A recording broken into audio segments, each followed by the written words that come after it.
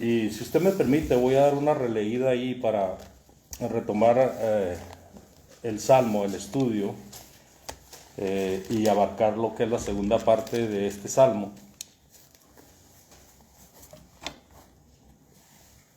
Cuando empezamos la lectura de este Salmo, empieza diciendo plegaria pidiendo el castigo de los malos. Al músico principal sobre no destruyas, Mictán de David. Bueno, plegaria quiere decir oración. Estamos leyendo en la Reina Valera 60. Me parece que este comentario también viene en la Biblia de las Américas, lo que es el subtítulo. Cuando dice al músico principal, ya hemos visto que se refiere al encargado de los cantos ahí en el templo. Cuando dice sobre no destruyas, quiere decir que es el compás. No destruyas era como una nota, como decir 4x4. Los que dirigen los cantos más o menos saben a qué me refiero, o 4x6. Entonces no destruyas era un compás para seguir un ritmo en el canto. Y dice el versículo 1, oh congregación, ¿pronunciáis en verdad justicia? O sea, es una pregunta. Buenos días, hermano. Buenos días. Buenos días, hermano. Adelante.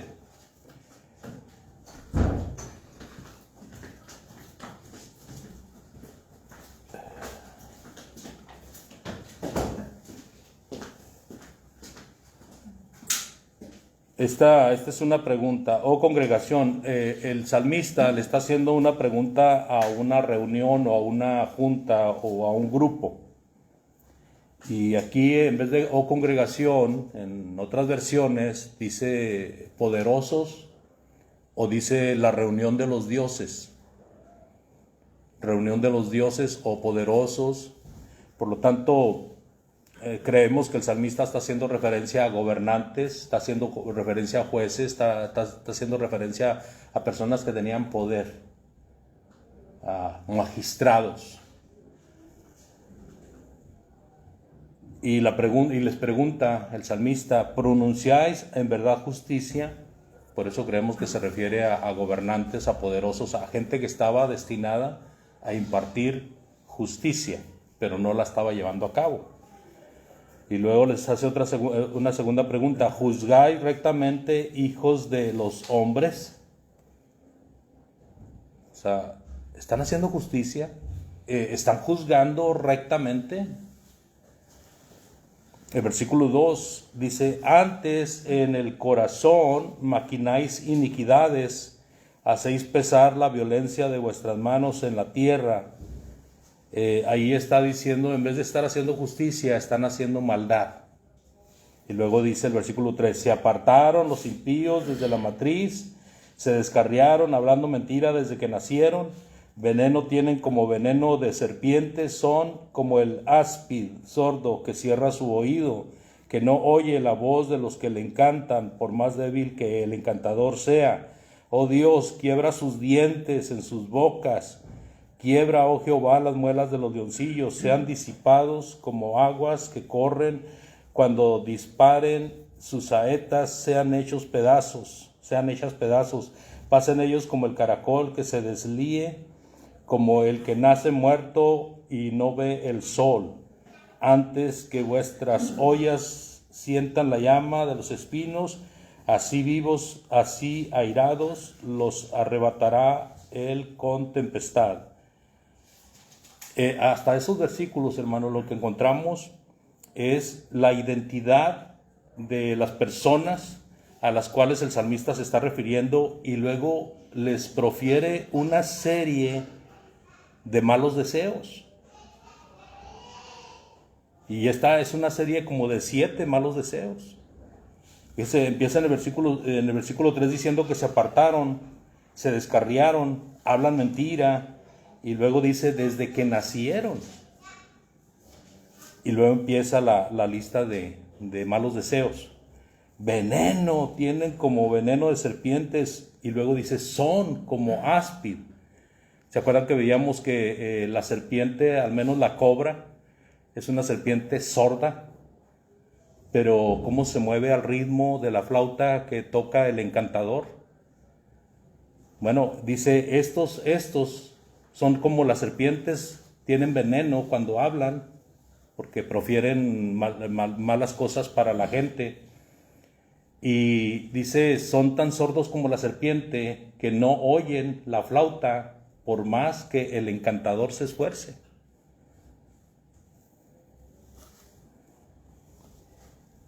Dice el versículo 6, Dios quiebra sus dientes. Y aquí ya los está comparando con otra clase de animal, ¿verdad? Estaba comparando, primero los compara con niños, luego los compara con serpientes y ahora los va a comparar con leones. Dice, quiebra sus dientes en sus bocas. Quiebra, oh Jehová, las muelas de los leoncillos. Los leoncillos son esta junta, esta reunión de poderosos. Sean disipados como aguas que corren cuando disparan, sean disipados como aguas que corren. Y lo dice, cuando disparan sus saetas, sean hechas pedazos.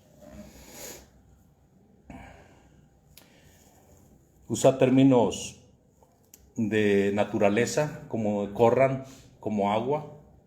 Es su naturaleza. Y luego dice, cuando disparen sus saetas, sean hechos pedazos. Ahí estás usando figuras de guerra, cuando se andan peleando y que están disparando unos contra otros. Pasen ellos como el caracol. Ahora está comparándolos como el caracol. En otra versión dice como la babosa. ¿Sabe qué es el caracol, verdad? Es un animal que es como pura baba. Pero hay otros animales de esa misma especie. Parece que las sanguijuelas son de esa especie. Hay otros animales que se crían debajo de lo que es humedad y los atoca uno y están babosos como los nopales. Pues lo que pasa con estas criaturas es que con el tiempo se desvanecen. Se desvanecen. Y es lo que está diciendo el salmista aquí. Dice, pasen ellos como el caracol que se deslíe. La palabra deslíe quiere decir que están ahí y luego se van deshaciendo y ya no están. Como el que nace muerto, no vean el sol. Ahora está otra vez con el niño que nace muerto y que no ve la luz del día. Estos son deseos del salmista hacia estas personas. Dice, antes que vuestras ollas sientan la llama de los espinos, ¿verdad? Ahí los está comparando con ollas calentadas con leña de espino, que es una leña muy fuerte, una brasa muy fuerte. Y así vivos son airados, dice, así vivos, así airados los arrebatará él con tempestad. Ahora está hablando de lo que va a hacer Dios con ellos. Y luego ya el versículo 10 y 11 está hablando de la justicia de Dios. Se alegrará el justo cuando viere la venganza, sus pies lavará en la sangre del impío. Entonces dirá al hombre, ciertamente hay galardón para el justo, ciertamente hay Dios que juzga en la tierra. Cuando nosotros vimos la semana pasada, hermanos, hasta el versículo 5,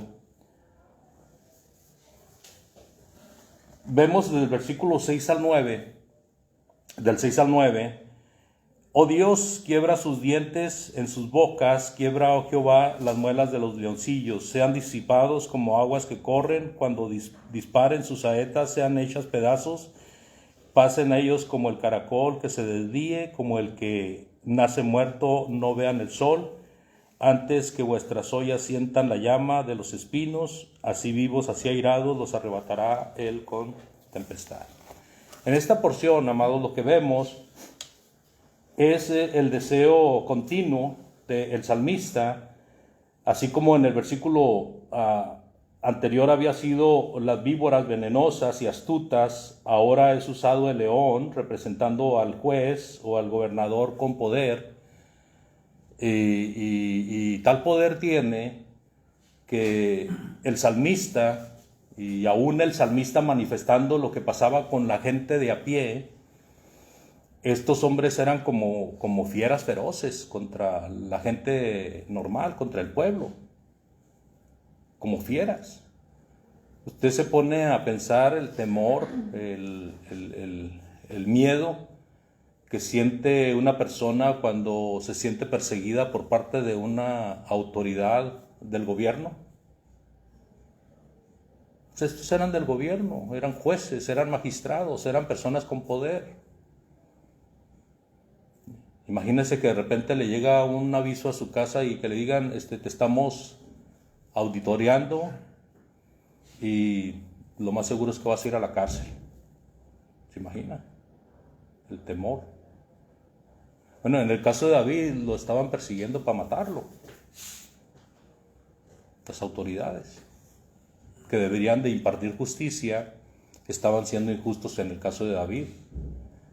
Porque David, habiendo sido escogido por Dios como rey, era justo que se le respetara, ¿verdad? Y que se le reconociera.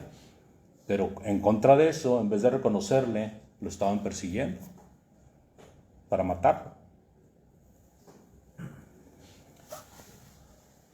Y luego en el versículo 7, el salmista pide algunas acciones, y estas son parte de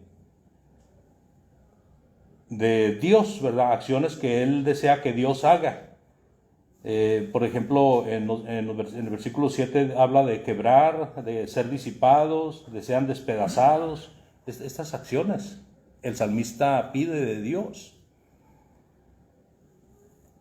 O sea, en otras palabras, que los enemigos de David sean quebrados, sean disipados. La palabra disipado tiene que ver con desaparecidos, sean despedazados. Sí.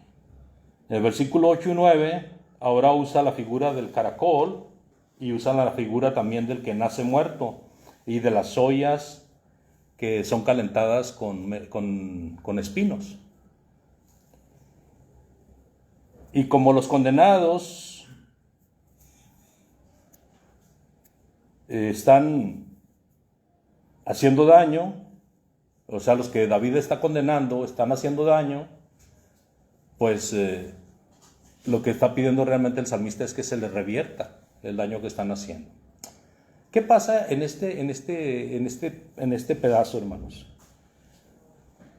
¿Será una enseñanza para los cristianos que pidamos venganza?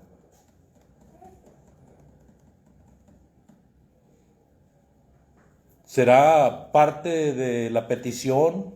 ¿Será parte de la oración del cristiano pedir venganza cuando está siendo dañado por otras personas? ¿Se puede pedir venganza o no se puede pedir venganza?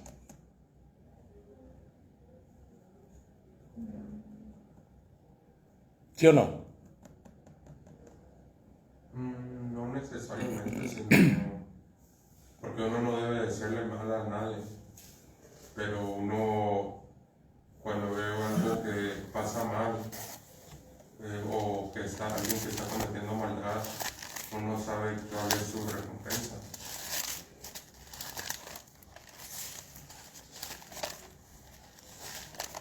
Voy a hacer hermano de tu comentario después de ver este pasaje de Apocalipsis capítulo 6, por favor.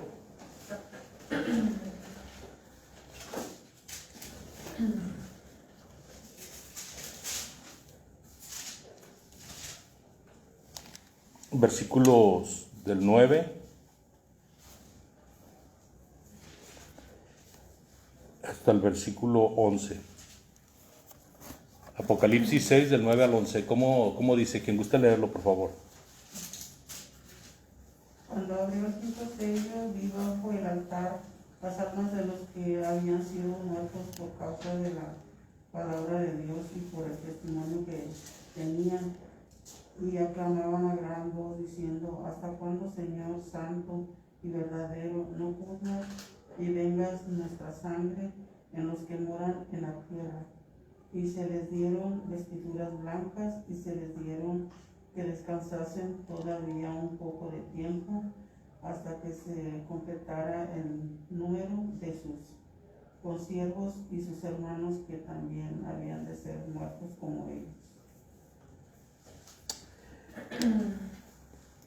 ¿Qué pasa cuando Juan ve lo que hay detrás de el sello, del sello número 5?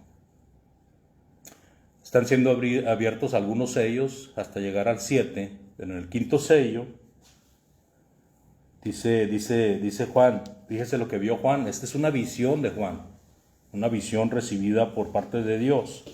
Vi bajo el altar las almas de los que habían sido muertos por causa de la palabra de Dios y por el testimonio que tenían. ¿Qué es lo que vio Juan debajo del altar? Los descapitados. ¿Quiénes eran estas personas?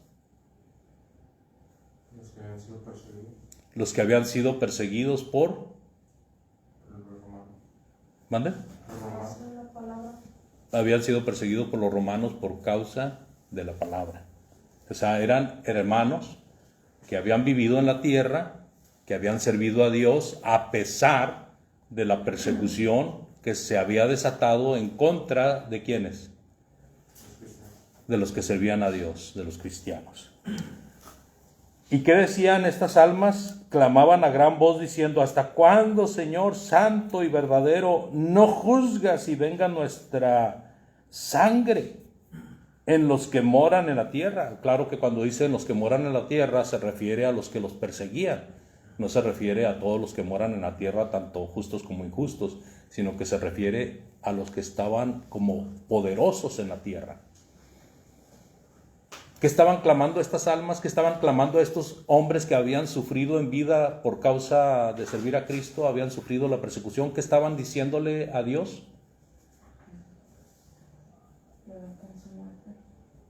¿Hasta cuándo, Señor, no vengarás nuestra sangre? ¿Y qué les fue dicho? Versículo 11.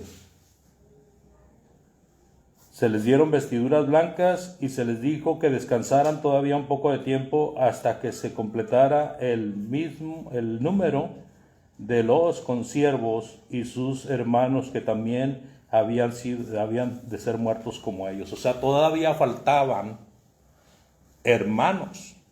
O sea, en la tierra todavía había hermanos sufriendo por causa de la persecución, y posiblemente algunos apenas habían nacido, pero en el futuro iban a ser cristianos perseguidos por causa de la gran persecución que se había desatado contra ellos. Entonces, ¿debe el cristiano desear la venganza, sí o no? No necesariamente venganza, pero justicia. Pero ahí sería diferente la justicia a la venganza. Sí, una cosa es, creo que ahí la venganza sería el pago justo, porque es lo que hace la justicia. La justicia, por ejemplo, si alguien es dañado y la justicia obra a favor del dañado, está cobrando venganza, está haciendo que la persona sea ganadora de algo que había perdido. Pero aquí el asunto es, el comentario que hacía Octavio me suena muy loable, porque el consejo de Dios para nosotros es que no deseemos la venganza. Pero pues aquí están estos hombres de Dios pidiendo venganza, ¿sí? Hermanos, primeramente lo que está haciendo Juan es viendo una visión. Y lo que está viendo una visión está viendo una visión, esto es una figura, hermanos. O sea que Dios actúa como si los hijos sufrientes estuvieran pidiendo venganza. En el caso de David es un poco diferente. Lo que David está pidiendo, hermanos, es inspirado por Dios. Por lo tanto, lo que David está pidiendo es lo que Dios desea hacer. Es lo que Dios quiere hacer por los enemigos. Porque, ¿se acuerdan qué hacía Saulo de Tarso antes de ser el apóstol Pablo? ¿Mande? Perseguía a la iglesia. Y cuando se le apareció el Señor Jesús, ¿se acuerdan que él iba a Damasco para recibir más poder, para tener más poder en contra de los llamados cristianos? Y cuando el Señor se le aparece en el camino, ¿qué fue lo que el Señor le dijo a Saulo de Tarso inmediatamente? Saulo, Saulo, ¿por qué me persigues? ¿A quién estaba persiguiendo Saulo de Tarso? ¿A Jesús o a los cristianos? ¿Y por qué le dice Jesús, Saulo, Saulo, ¿por qué me persigues? Pues porque ellos hacían lo que Dios, lo hacían la voluntad de Dios. Y ya de cuenta que lo estaban persiguiendo. O sea, cuando un hijo de Dios, amados, sufre en la tierra, cuando algunos hijos de Dios sufren en la tierra, de alguien que está persiguiéndolos, de alguien que los está dañando, es un daño directo a la obra de Dios. Por lo tanto, si alguien está persiguiendo a los fieles, está persiguiendo a Dios mismo. ¿Se acuerdan las palabras de Gamaliel cuando los judíos tomaron presos a Pedro y a Juan porque estaban predicando y habían hecho el milagro aquel de hacer andar a una persona que era inválida desde nacimiento, desde que había nacido? Y son traídos ante el Sanedrín, Juan y Pedro. Y están en consejo para ver qué tenían que hacer con estos hombres. ¿Y se acuerdan de las palabras de Gamaliel en ese momento? Gamaliel, máxima autoridad entre los judíos, hombre sabio, que Gamaliel había sido maestro de Pablo, de Saulo de Tarso. Era hombre sabio. Entre los judíos era un hombre sabio. Les dijo, tengan mucho cuidado de lo que piensen hacer con estos hombres. No sea que persiguiéndolos a ellos, se encuentren persiguiendo a Dios o estén en contra de Dios. ¿Sí? Entonces, si el hombre que Dios escogió como rey, en este caso David, está siendo perseguido para que no llegue al reino, para que nunca sea un rey oficial entre los judíos, los perseguidores, estos que son mencionados como niños, que son criados o que están en pecado desde el vientre de su madre, ¿verdad? Que son mentirosos desde antes de nacer, o como estas víboras venenosas que hablan puras cosas malignas en contra de la buena gente, de estas víboras sordas que no oyen al pueblo ni sus clamores, ni oyen la palabra de Dios para hacer justicia. O de estos leoncillos con sus dientes afilados, con su poder, con su fuerza, tratando de dañar a la obra de Dios. Y así todas estas cosas que menciona el salmista, hermanos, que se ponen en contra de Dios. ¿Cuál sería el deseo de Dios? ¿Contra quién estarían peleando realmente estas personas? ¿Estarían peleando contra un hombre como David o estarían peleando contra el Dios mismo? ¿Se fija? Entonces creo yo que el salmista, inspirado por Dios, está profiriendo estas palabras que son realmente un deseo de Dios. Esto es lo que te va a pasar. Esto es lo que eres y esto es lo que te va a pasar. Entonces muchas veces nosotros no debemos desearle mal a nadie, ni tampoco debemos de vengarnos, y especialmente entre hermanos en Cristo. No os venguéis unos a otros, como dice la palabra de Dios. Sin embargo, va a llegar el momento, hermanos, en que en determinada situación tenemos que decirle a la persona, estás en este peligro, estás en este riesgo. Tú crees que me estás dañando a mí, pero lo que estás dañando es lo que Dios quiere que se haga. Y tú lo estás tratando de destruir. Y eso te va a llevar a una perdición eterna. No sé si me explico, hermanos. Como cuando aquella persona vino y golpeó a Pablo en una... ¿Cómo le llaman cuando está uno en una reunión porque se está llevando a cabo un juicio? En una anuencia, bueno, audiencia, bueno. Estando en una audiencia, porque él es tomado preso y él pide ser llevado al César, estando en una audiencia para ser escuchado, primeramente por un grupo de judíos, ¿verdad? El sumo sacerdote da la orden de que vayan y le peguen en la boca a Pablo. Y Pablo voltea a ver al que lo golpeó y dice: pared blanqueada, así te pegará Dios a ti. O sea, es un deseo correcto de Pablo. Pero se ofendieron porque le dijeron: ¿no sabes a quién estás diciéndole esas palabras? Y él dijo: pues al que me pegó. Dice: no, el sumo sacerdote fue el que mandó que te golpeara. Ningún ser humano, ningún gobernado por el gobierno que Dios se había puesto entre los judíos tenía derecho de ofender a un gobernante. Entonces Pablo dice: lo siento mucho, no sabía que era el sumo sacerdote. Pero se arrepintió nada más porque era un sumo sacerdote. Pero realmente las palabras que dijo fueron correctas para otra persona común y corriente. Pared blanqueada, así te va a golpear Dios a ti.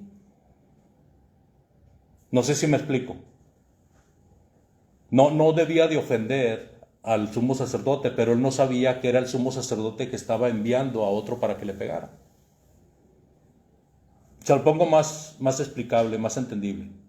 Cuando David está siendo perseguido por Saúl, ¿está haciendo Saúl maldad, sí o no?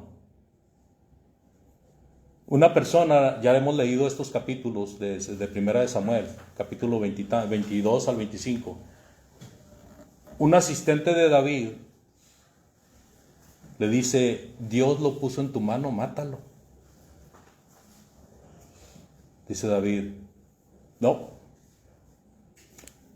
no atentes contra el ungido de Dios, porque Dios será el que haga como Él quiera. Pero sin embargo David había matado a muchos hombres que lo andaban persiguiendo. ¿Por qué a Saúl no? Porque a Saúl no lo mató. Lo tuvo en sus manos, hermanos.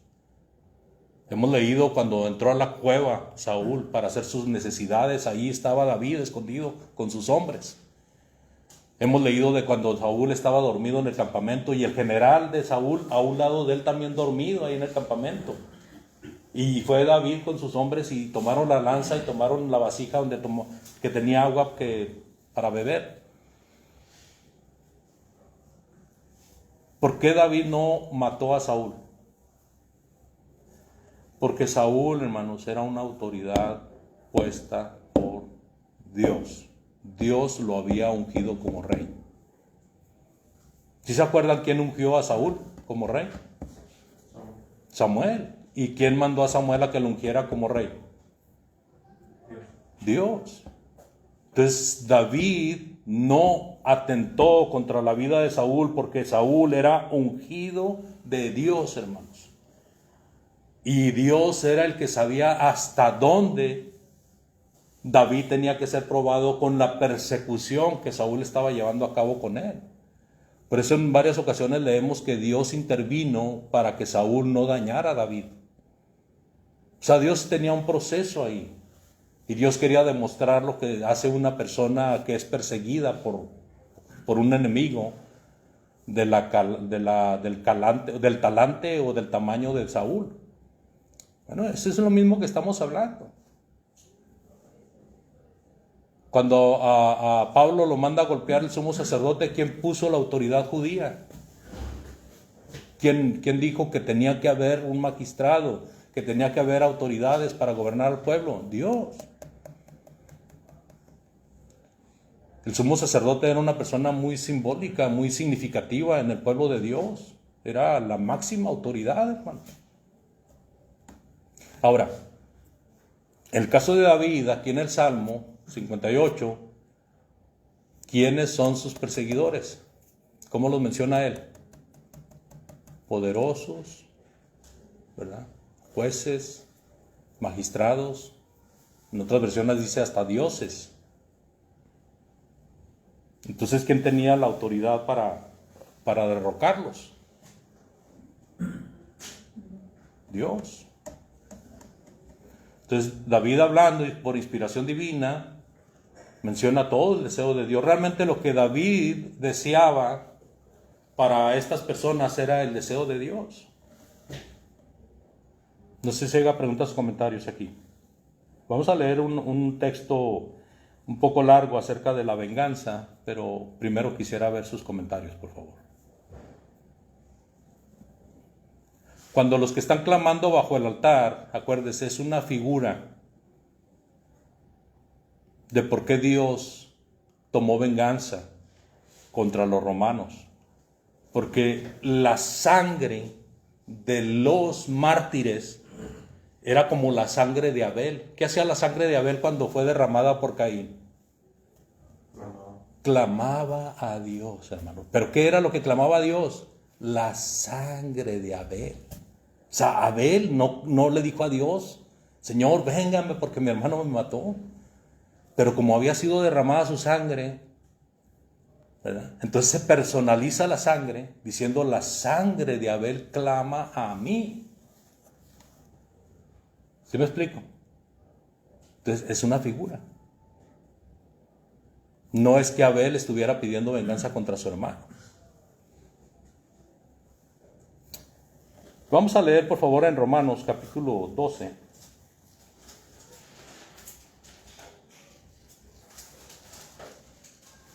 Versículos del 9 al 21, por favor. Romanos 12, del 9 al 21. El amor sea sin figura entre aborrecer ser lo malo, servir lo bueno, amar lo unos a los otros con amor fraternal en cuanto a la honra, prefiriéndose los unos a los otros en lo que requiere diligencia, no Señor, es perezoso, fuerte en espíritu, sirviendo al Señor, gozosos en la esperanza, sufriendo en la tribulaciones, constantes en la oraciones, compartiendo para los necesitados de los santos, practicando la hospitalidad, bendiciendo los que los persiguen, bendiciendo, no maldicir, gozosos con los que se gozan, llorar con los que lloran. Muy bien, el versículo 16 al 21, por favor, ¿alguien más? Del 16 al 21. Unánimes entre vosotros, no altivos, sino asociándonos con los humildes. No seáis sabios en vuestra propia opinión. No paguéis a nadie mal por mal. Procurad lo bueno delante de todos los hombres. Si es posible, en cuanto dependa de vosotros, estad en paz con todos los hombres. No os venguéis vosotros mismos, amados míos, sino dejad lugar a la ira de Dios, porque escrito está: mía es la venganza, yo pagaré, dice el Señor. Así que, si tu enemigo tuviere hambre, dale de comer; si tuviere sed, dale de beber, pues haciendo esto, ascuas de fuego amontonarás sobre su cabeza. No seas vencido de lo malo, sino vence con el bien el mal. Sí. Entonces ahora comprendemos mejor cómo es que encontramos a un salmista, a unos mártires, a un apóstol Pablo deseando lo malo o deseando mal contra sus agresores, y encontramos estas palabras donde no se venguen, donde amen a su prójimo, donde no desees el mal a nadie. ¿Ahora encontramos la compaginación de las dos cosas o todavía nos encontramos como, pues aquí está diciendo todo lo contrario, ¿no? ¿Sí encontramos compaginación? ¿O creemos todavía que el cristiano puede vengarse y puede clamar a Dios por venganza, puede desear el mal a pesar de lo que dice aquí en Romanos? Cuando llegamos al punto de los romanos, hermanos, nosotros ya tenemos una mente diferente a la del judío común. El judío común podía llegar a desear el mal a su enemigo. Pero cuando el Señor Jesucristo predica en el Sermón del Monte, dice: oíste que fue dicho, no matarás. Pero yo te digo que con solo decir fato o desearle mal a tu hermano, ya eres culpable de juicio delante del cielo. Oíste que fue dicho: amarás a tus amigos y aborrecerás a tus enemigos. Mas yo os digo, aborrece a tus enemigos y bendícelos. Entonces todo este panorama, hermanos, cambia cuando el Señor Jesucristo se presenta en escena. De tal manera que si había un ápice de deseo de venganza en contra de nuestros enemigos, con la presencia del Señor Jesucristo y su enseñanza, desaparece. Porque el mismo Señor Jesucristo, enseñando la palabra de Dios, la palabra que el Padre le había encargado, ofendía a sus enemigos. ¿Sí me explico? Los ofendía porque les decía la verdad. Decía: ustedes no están cumpliendo con la ley de Dios, ustedes están fallándole a Dios y les va a pasar esto. Y les decía generación de víboras, y les decía zorras, y les decía son como el tamo y son como la cizaña. Sin embargo, cuando planean su muerte, él como cordero es llevado al matadero y no profiere palabra alguna en frente de sus esquiladores. Cuando lo están crucificando, ¿qué fue lo que dijo el Señor Jesús? Cuando lo están crucificando, perdónalos, Señor, porque no saben lo que hacen. ¿Usted se imagina en ese momento lo que estaba sufriendo el Señor Jesucristo después de haber estado toda la madrugada siendo juzgado? Primero por el Sanedrín, luego por los romanos. Luego se le determina la muerte por la cruz, cargando la cruz por la vía hacia el Calvario. Llegar a ese monte del Calvario y luego ser clavado, hermanos, en la cruz. Y en ese momento decir: Padre, perdónalos porque no saben lo que hacen.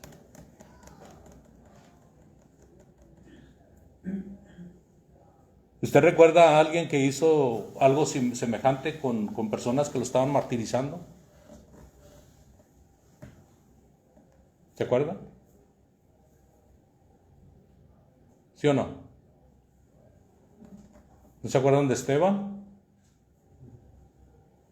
Esteban en el capítulo 6 y 7 de Hechos está predicándole a los judíos que participaron en la muerte de Jesús, y le está diciendo: por haber hecho esto ustedes están condenados, bien lo dijo Moisés, y empieza a citarles todo, hermanos, y empieza a traer una secuencia de enseñanzas que les dolía escuchar a aquellas personas que habían sido partícipes en la muerte de Jesús. Y entonces aún arremetieron contra Esteban para apedrearlo, y lo estaban apedreando, y estaba a punto de morir cuando Esteban profiere estas mismas palabras: Señor, no les tomes en cuenta este pecado. ¿Sí? Ese es el espíritu del cristiano, hermanos. Dice si te ofende, no devuelvas mal por mal. Si tu enemigo tuviere hambre, dale de comer; si tuviere sed, dale de beber. Porque haciendo esto, ¿qué pasa? Ascuas de fuego amontonará sobre su cabeza. O sea, en otras palabras, hermano, Si alguien está dañando al cristiano y el cristiano le devuelve bien por mal, es como si le estuviera condenando, hermanos. No sé si me explique. Es como si le estuviera condenando. O sea, lo hace más injusto. Hace más injusto al injusto haciéndole el bien. Porque siempre detrás del fiel estará Dios observando todas las cosas. Entonces por eso el escritor a los Romanos, el apóstol Pablo, dice en las últimas frases de esta lectura, dice el versículo 19, no se venguen vosotros mismos, amados míos, sino dejen lugar a la ira de Dios, porque escrito está, mía es la venganza, yo pagaré, dice el Señor. ¿Okay? Entonces ya para terminar con el Salmo 58, leemos los últimos 2 versículos, por favor.